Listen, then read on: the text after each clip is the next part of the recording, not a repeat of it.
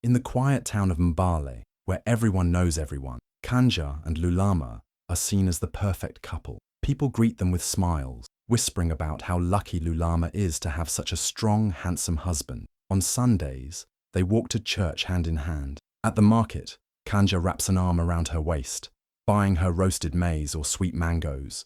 To the outside world, they are love's true picture, beautiful, close, unbreakable.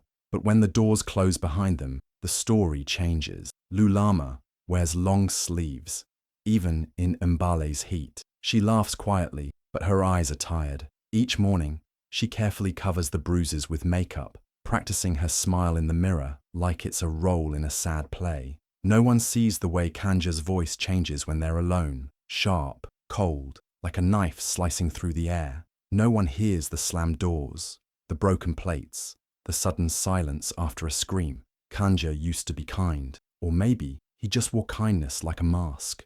Now, his anger comes without warning, sparked by a burnt meal, a forgotten errand, a glance he doesn't like. Lulama has learned to tiptoe around his moods, to lower her voice, to nod and agree, even when her heart wants to run. Each day, she hopes for the old Kanja. Each night, she prays the next morning will be different. But deep inside, fear grows, and the bruises multiply. Lulama is 3 months pregnant, but she hasn't told a soul, not even Kanja. Especially not Kanja. The thought of how he might react twists her stomach in knots. He's been shouting more lately, his hands quicker to hit, his words sharper than knives. And though her heart longs to share the news, her fear is louder. Some mornings, she wakes up with her back aching, her body bruised, and her pillow wet with silent tears. She gently places her hand over her stomach, whispering soft prayers to the tiny life growing inside her. "Stay strong, little one," she says when no one is listening. But sometimes, she isn't even sure how strong she can be anymore. Just yesterday, she washed blood from her dress. The water turned red in the basin as she scrubbed quietly, the smell of cooking beans in the air. She could hear Kanja in the next room, grumbling about his missing socks, as if the world owed him peace, and she owed him perfection. Her body throbbed with pain, but still she stirred the pot, set the table, and welcomed him with a fake smile, because saying the wrong word could cost her more than just bruises. She watches him eat, pretending everything is fine. He doesn't notice the way her hands shake. He doesn't see how pale she's become. He doesn't know about the baby, or maybe he does, and just doesn't care. His anger, once like a spark, now burns like wildfire, destroying everything in its path, including her hope. But Lulama holds on, not because she's weak, but because she believes people can change, because she's been taught that a woman should endure, because she's scared, trapped, and now, not just living for herself. Every day she whispers the same words. Maybe today will be better. But every night, her silence grows heavier, and the bruises grow deeper. The rain fell hard that night in Mbale, loud and angry against the tin roofs. The wind howled like a warning, but Lulama didn't move. She sat quietly in the corner of their small house, folding baby clothes she'd secretly bought at the market. Her stomach was starting to show now, just a little, and she knew she couldn't hide the pregnancy much longer. Then the door slammed open. Kanja stumbled in, soaked in rain and smelling of alcohol. His eyes were bloodshot, his shirt half-buttoned, and his voice already rising. "Where were you today?" he barked, slurring. "I know what you're doing behind my back. Don't think I don't see it." Lulama froze. "I was home," she whispered. "I haven't gone anywhere." But it didn't matter. He didn't want truth. He wanted someone to punish. His hands curled into fists, and before she could take a step back, he was on her. The first blow knocked her to the ground. The second made her see stars. He didn't stop, kicking, shouting, fists flying like they had no end. Plates crashed, furniture shifted, the baby clothes scattered across the floor, forgotten. She cried out once, but even her voice was tired now. Her body, already bruised, couldn't take much more. She shielded her stomach as best she could, but the pain was everywhere. It felt endless, like the storm outside had broken into the room and swallowed her whole. Then silence. Kanja stood over her, panting, his rage finally empty. Lulama didn't move. Her body was limp, her face swollen, blood on her lips and hands. Her eyes fluttered, then closed. She didn't get up this time. The rain kept falling, and for the first time in his life, Kanja felt something colder than anger, the quiet weight of fear. Next door, Mama Tenda sat alone, sipping her evening tea by the window. The old widow had lived in that house for over 30 years. She had seen things, heard things, but that night, what she heard froze her blood. A scream, then a crash, then silence. She rushed to her door, heart pounding, rain soaking her shawl. She knew Lulama's voice. She'd heard it laugh before, soft and full of life. But this was a cry of pain, of someone who couldn't take it anymore. Mama Tenda didn't wait. She banged on their door with all the strength in her aging arms. "Kanja! Open this door right now!" she shouted. When there was no answer, she shouted louder. Neighbors peeked through windows. Whispers filled the dark. Finally, Kanja opened the door, eyes wild, shirt stained with sweat and guilt. "She fell," he muttered, trying to block the view. But Mama Tenda pushed past him, and what she saw made her gasp. Lulama was on the floor, barely breathing, her face bruised and her dress soaked in blood. Without a word, Mama Tenda pointed at Kanja. "You're taking her to the hospital, now." He hesitated, looking at the neighbors gathering outside. Eyes were watching, judging, so he nodded quickly, pretending to care, picking Lulama up like a man desperate to save his wife, not the one who had nearly killed her. At the hospital, he acted like the worried husband. He held her hand, wiped her forehead, whispered her name. "Please, help her," he told the nurses, voice shaking just enough to sound real. But the nurses had seen this before, too many times, and the way Lulama flinched even in her sleep told them everything they needed to know. They rushed her away, calling doctors, checking her heartbeat and the babies. Kanja stood there, hands trembling, not with fear for her, but fear of being found out. And in the hallway, Mama Tenda sat quietly, whispering prayers with tears in her eyes, for Lulama, for the unborn child, and for justice. Kanja sat in the cold hospital corridor, tapping his foot, pretending to be a worried husband. Nurses moved around him, their faces tight with concern, whispering things he couldn't hear. Every now and then, someone would glance at him, not with sympathy, but with suspicion. He felt it, heavy in the air. But he just sat there, hands in his lap, waiting for someone to tell him it was all fine, so he could go back to pretending. Then the door opened. A doctor stepped out, his face pale and eyes wide. Not the usual calm expression Kanja had expected. This was something else. The doctor looked at him for a long second, then finally spoke. "Sir, your wife is pregnant with twins." The words hit Kanja like a slap. Twins? He blinked, as if he hadn't heard right. But before he could say anything, the doctor continued. "One of the babies is in serious danger." That's when something shifted in him. For the first time, the mask cracked. His heart thudded hard in his chest. Twins. Not one child. Two. And now, because of what he had done, one might not survive. He tried to speak, but no words came out. His mouth was dry, his hands suddenly ice cold. He thought about Lulama's soft voice, the way she always looked down when she was scared. He remembered the little meals she made, the times she said, "I'm okay," even when she wasn't. Now she was lying in a hospital bed, fighting for her life, and for the lives of the children he didn't even know existed, and it was all because of him. The doctor turned and went back into the room, leaving Kanja standing there frozen, his heart pounding louder than the rain still falling outside. For the first time, he wasn't angry, he was scared, not of what others would say, but of what he had done. Kanja sat alone outside the emergency room, his hands locked together, elbows resting on his knees.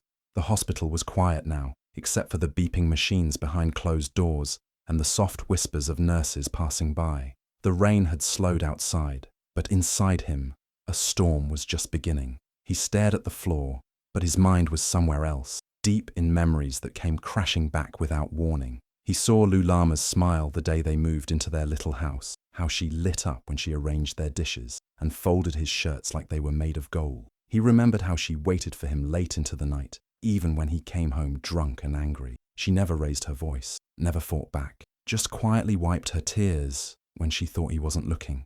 He remembered how she covered bruises with makeup and wore long dresses in the heat, so no one would ask questions, how she still cooked his meals, still greeted him at the door with tired eyes and a soft voice. And now she was behind those doors, fighting, broken, pregnant with twins he didn't even know about, and one of them might not make it. Kanja buried his face in his hands. The guilt was unbearable. He had destroyed the one person who stood by him, believed in him, forgave him again and again. And now, it might be too late to say sorry, too late to fix what he had broken. Every tick of the clock felt like a punishment. Every flashback stabbed deeper. Why didn't he stop? Why didn't he listen when she said, "I'm okay," with fear in her voice? Why didn't he see that love is not power, it's protection? Hours passed, but he didn't move. Regret sat on his chest like a heavy stone. No one came to comfort him. No one should. This pain he had earned. This silence he deserved. The door opened slowly, and Kanja stood up without even thinking. His legs were weak, his heart pounding so hard it echoed in his ears. The doctor stepped out, his face tired, his eyes filled with something that looked like sorrow. Kanja didn't blink. He waited, holding on to hope like it was the last thread keeping him standing. The doctor looked at him gently and said, "We saved her, but we lost one baby." For a moment, Kanja didn't understand. The words felt distant, like they were floating in water. Then they hit him, hard and sharp, and the weight of them dropped him to the floor. He collapsed right there in the hallway. The cold hospital tiles pressed against his knees, but they weren't colder than the emptiness now spreading through his chest. A child, his child, gone. And it wasn't a car crash, or a disease, or fate. It was him, his hands, his temper, his violence. That tiny life never had a chance. He wanted to scream, but no sound came out. He looked around, but no one met his eyes. The nurses passed by in silence. One even shook her head. The world wasn't feeling sorry for him, and it shouldn't. He buried his face in his hands and wept. Deep, ugly sobs that came from somewhere he didn't even know existed. He wasn't crying just for the baby. He was crying for Lulama, for the fear he'd forced her to live with, for every time he ignored her pain, for every time he raised his hand instead of his heart. And now, part of their future was gone. A life they'd never meet, a name they'd never say, a laugh they'd never hear. The hospital floor had never felt so cold, and for the first time, Kanja realized this pain wasn't going to go away. Not today, not ever. The next morning, the hospital made the call. The nurses had seen the bruises, the cuts, the quiet flinching when Lulama woke up. They didn't need to ask. The signs were all there. This wasn't an accident. This wasn't a fall. This was abuse. And someone had to answer for it. Within an hour, 2 police officers arrived at the hospital. They asked for Kanja by name. He was sitting in the waiting area, head down, still lost in his guilt when they walked up. "Kanja Mbale?" one officer asked. He looked up slowly, eyes hollow. He didn't resist. He didn't argue. Somewhere deep down, he knew this moment was coming. Meanwhile, inside the room, Lulama lay in her hospital bed, weak but breathing. Her hand rested on her stomach where one child still lived, and her heart ached for the one she had lost. When the nurse gently asked if she was ready to speak, Lulama nodded. For the first time, she told the truth, every detail, the yelling, the beatings, the fear, the pregnancy she had hidden, the night he didn't stop. Her voice trembled, but she didn't hold back. She wasn't just speaking for herself anymore. She was speaking for her baby, for every woman who stayed silent, for the girl she used to be, full of dreams and trust.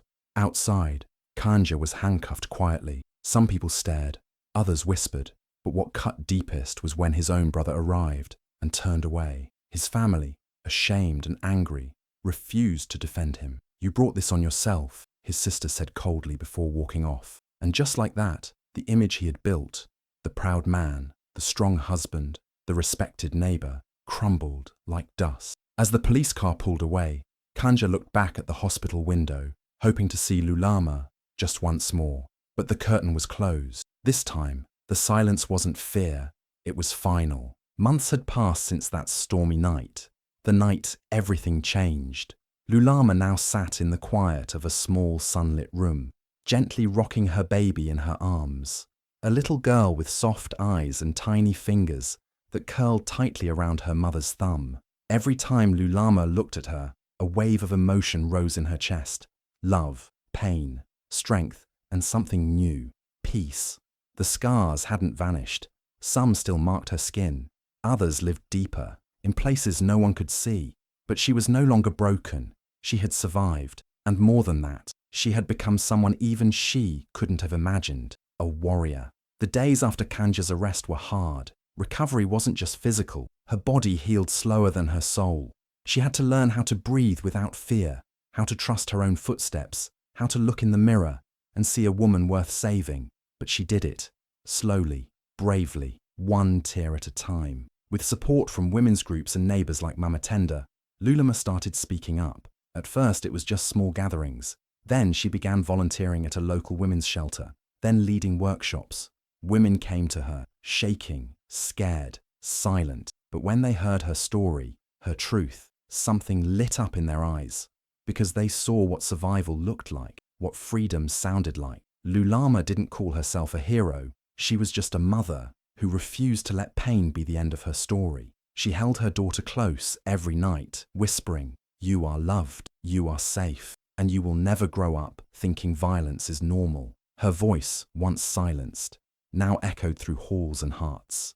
And though one child was lost, the one she held gave her a reason to keep going, a reason to rise. Lulama was scarred, yes, but she was no longer ashamed. Her strength wasn't loud or flashy. It was quiet, steady, and unshakable. And now, her story was helping others write their own endings, not in fear, but in power. Inside the cold, grey walls of the prison, Kanja sat alone on his small bunk. The days were long and quiet, filled with nothing but his own thoughts. Then, one afternoon, the TV in the common room caught his attention. A news report was playing, a story about a woman who had survived terrible abuse and had become a voice for thousands of others. He listened as the reporter told Lulama's story, how she had fought through pain, loss, and fear to become a symbol of hope and strength. Her bravery was inspiring people all across the country. She was leading shelters, speaking out, helping women break free from silence and violence. Kanja's heart twisted with every word. The woman he had once controlled, hurt, and nearly destroyed, was now a hero. And he was forgotten. A name no one wanted to speak, a face erased by shame. He bowed his head, tears slipping quietly down his cheeks. Not the proud man he used to be, just a broken man, crushed by the weight of what he had done. The rage and anger that once ruled him were gone, replaced by regret and loneliness deeper than any prison cell. Outside those walls, Lulama's story was shining bright, lighting up the darkness for so many who needed it most. And inside, Kanja sat in silence, left only with the cold truth. He had lost everything that mattered. She was free now, and he was trapped, not by bars, but by the consequences of his own choices.